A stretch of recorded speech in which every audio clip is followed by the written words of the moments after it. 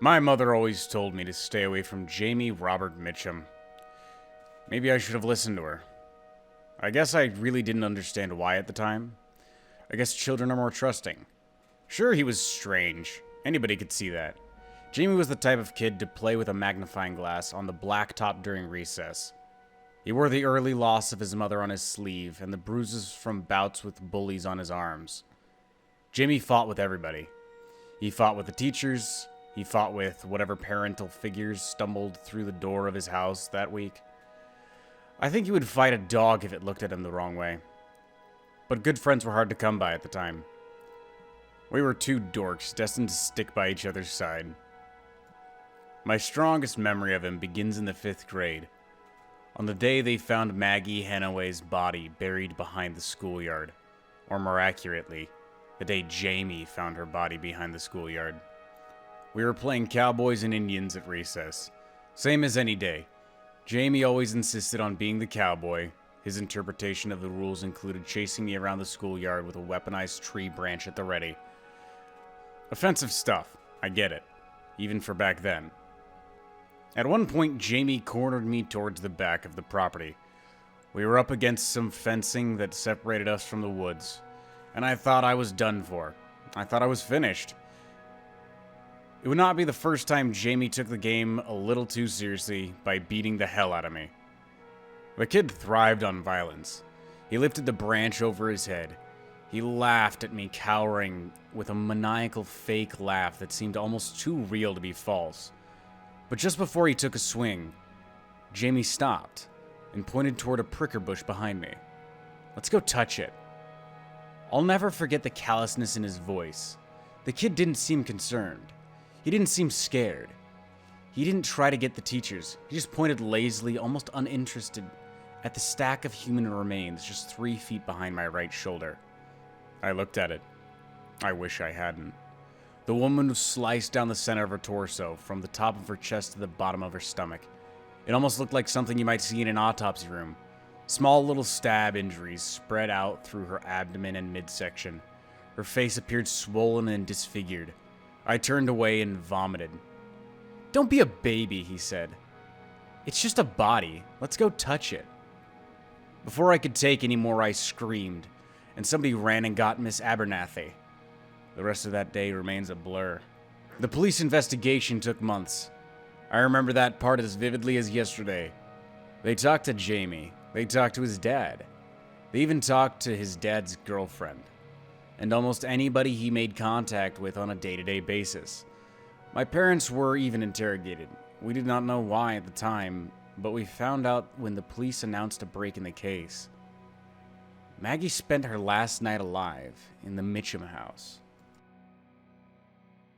It's hard to say exactly what happened. Some people believe that Mr. Mitchum, Jamie's dad, and Maggie were sleeping together. The officers and district attorney settled on that theory and prosecuted it successfully. Nobody seemed very interested in the fact that Jamie found the body. Nobody seemed very interested in his deviant behavior at all. And so I didn't push them. Jamie's dad went to jail in the summer of 1995. He moved in with his aunt soon after, and things only got stranger from there. Jamie liked the woods. My family house bordered the same massive forest connected to the schoolyard. For a long time, that fact seemed like the only reason we were friends at all. Every day after school, he would call the house and ask to come over. My parents worked until 5, and I was not doing anything else, so I didn't mind. The tradition eventually became so ingrained that he didn't bother to ask after a while. By the time the winter of the 7th grade rolled around, Jamie dropped by every day. And he always wanted to go into the woods. I did not think much of that fact at first. I probably should have connected the dots between the location of his father's drop site and the proximity to my house, but I didn't. The woods are endlessly interesting to a pair of 13-year-old kids. The creek contained fossil beds from when Jersey was underwater. The hills and valleys provided the perfect grounds for snowball fights, exploring, and all the other kinds of things we did back then. It seemed normal for other kids to want to hang out there. One day after school, Jamie brought a strange new device with him. It looked and sounded like a metal detector, but Jamie, of course, insisted otherwise. He said it was his dad's. He said the device could detect thin lines in between our worlds, and that there should be one in my woods. I said that shit sounded stupid for a couple of grown teenagers. We were 13 then, well past the days of stick fights on the playground. But that comment didn't stop him from beeping all over the woods for hours on end. The noise started to get really annoying. He started to get really annoying. Eventually, the whole thing felt childish, and I told Jamie the same. He did not take that very well. "We didn't find it yet," he whined. "Please, Matt, we need to find it. We are never going to find something that doesn't exist." Don't you think that if there was a portal to another dimension in my backyard, the government or somebody would have fucking found it by now? "What if my mom's in there?" he asked with a sniffle. "What if my mom's waiting to cross over to get to me and she can't? I don't want to be alone anymore, man. I can't. I never even see my aunt. I want what you have. I want my family back." "How do you know she's there? That doesn't make any sense." "My dad told me." I stared at him. The tears on his face looked genuine. "Fine. One last time." Something about that last walk down the familiar path made me shiver. This happened a long time ago, but I still remember the sensation of my hairs standing on my neck. I could not figure out why at the same time. Jamie looked cheerful, and even hopeful for the first time in a while. Maybe that was it. This was supposed to be our last trip, and yet he still seemed happy. He kept his eyes fixated on the metal detector, hummed some old song, and did not pay me much mind. We split up. I checked out the fossil beds for the 1000th time. I looked for new and interesting things in the creek. A family of deer passed by, and I watched them for a while. As it got darker outside, I couldn't see Jamie anymore, but the persistent beep of his metal detector told me he was in range. Sometime around 4:30, the device started to freak out. The beeping pulsated so strong that it sounded like a fire alarm. After it stopped, the woods returned to silence. "Jamie? Jamie, it's probably just an old sewer pipe, man. Those things have metal in them, I think." From somewhere to my left, a pair of footsteps sprinted in my direction. I didn't have time to react. I didn't have time to brace for impact. I turned just in time to catch a large boulder to the forehead. Then the lights went out. I woke up to find my arms restricted. My head throbbed from the impact. I wanted to touch it with my hand, but I couldn't. I wanted to cry, but the gag on my mouth made it impossible to even talk.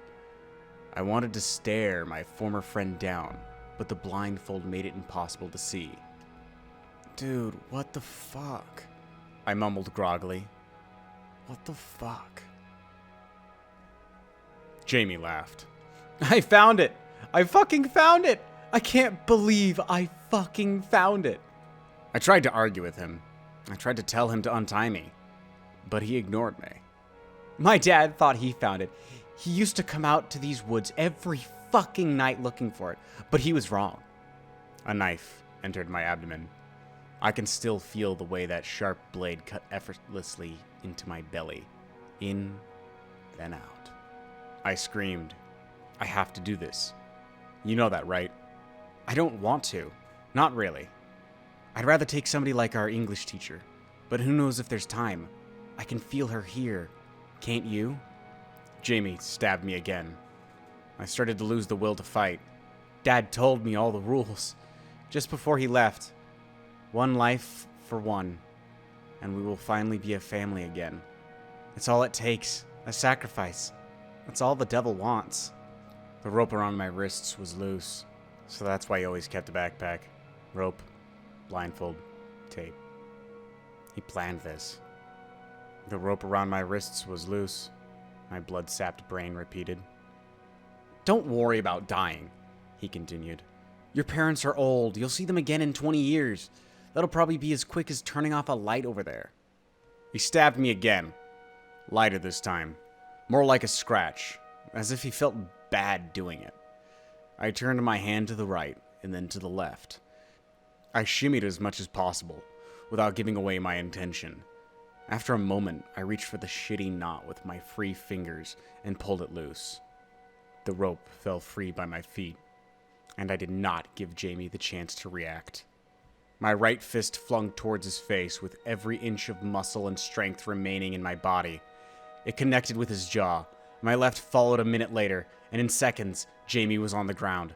The asshole never even bothered to tie my feet, so I leapt on top of him. Right on top of the outstretched knife in his hands. The blade connected with the soft tissue in my stomach. I fell backwards with the knife still in my gut before Jamie pulled it out cleanly. He got up. He laughed for a second. Then he rose the blade over his head, black eye and all, and prepared to bring it down one final time. But before that could happen, a gunshot broke out through the night. Jamie collapsed. He died inches from my side. I nearly joined him. The man who fired the fatal shot was a police officer who witnessed the fight. My mom called them when I didn't come home in time. Like I said, she never quite trusted Jamie, and that distrust may have saved my life. The cops quickly arranged for an ambulance, and after a couple blood transfusions, I survived. We did not go to the funeral. I did not go to school. My parents stopped going to work. Eventually, the gossip in town became too much, and we decided to move. I will never forget my final night in that house. Mom and Dad made me my favorite meal, pepperoni pizza bread and grilled cheese. A heart attack waiting to happen. I think they felt guilty about the move. I think they felt guilty about Jamie. And so we decided to have a family night. All three of us sat by the TV and watched all of our favorite Christmas movies. I loved it. I went to bed with the warm memories almost outweighing the negative. But that night, sometime after 3, I woke up to a strange noise emanating from the woods. The hairs on my arms stood up. They still do whenever I think about it. A metal detector pinged lazily from the woods. I shot up out of bed and listened to it carefully. And as sure as I am sitting here, I heard it. Just underneath the persistent beeps. Just underneath the lazy raindrops. A woman was crying.